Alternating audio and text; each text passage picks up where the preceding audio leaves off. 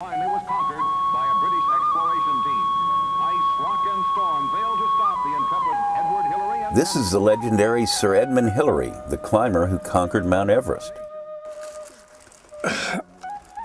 This is me. The highest thing I've ever climbed is a bar stool in Denver.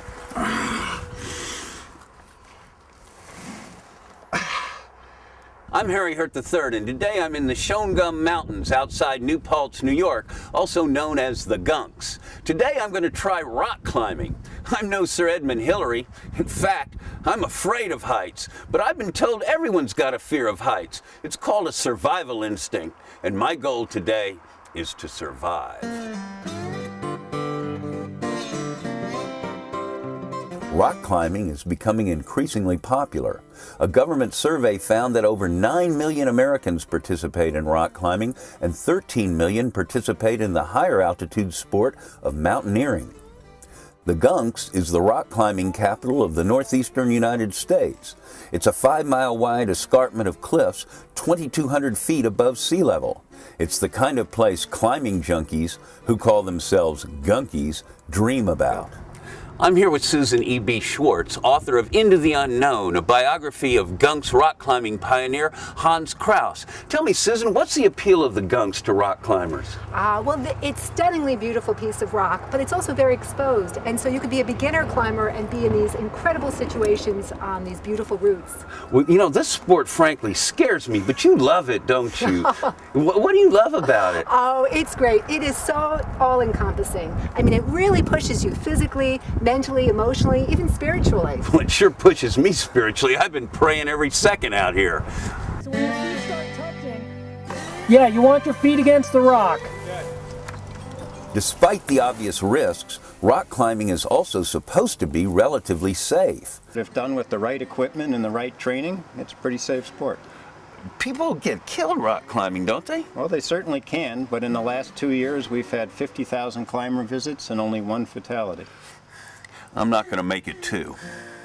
To be sure I'm not, I hook up with Mike Simoneau and Matt Collardo, co-owners of a local guide service called Mountain Skills. They're going to show me the basic techniques. Man, these shoes are tight.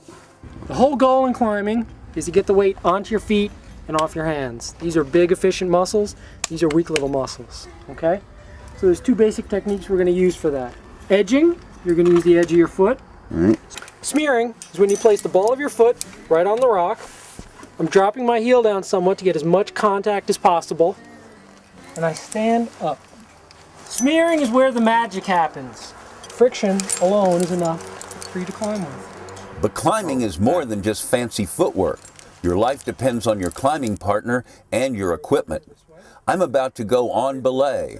That means I'll be anchored to Mike via a rope threaded through a slotted aluminum plate called a belay device. Pass the rope through the belay device. Through the belay device this way, yeah?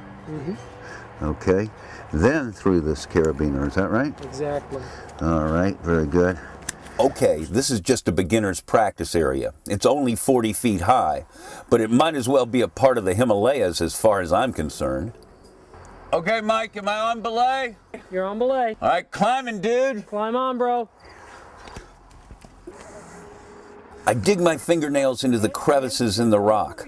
My forearms are burning. My thighs are aching.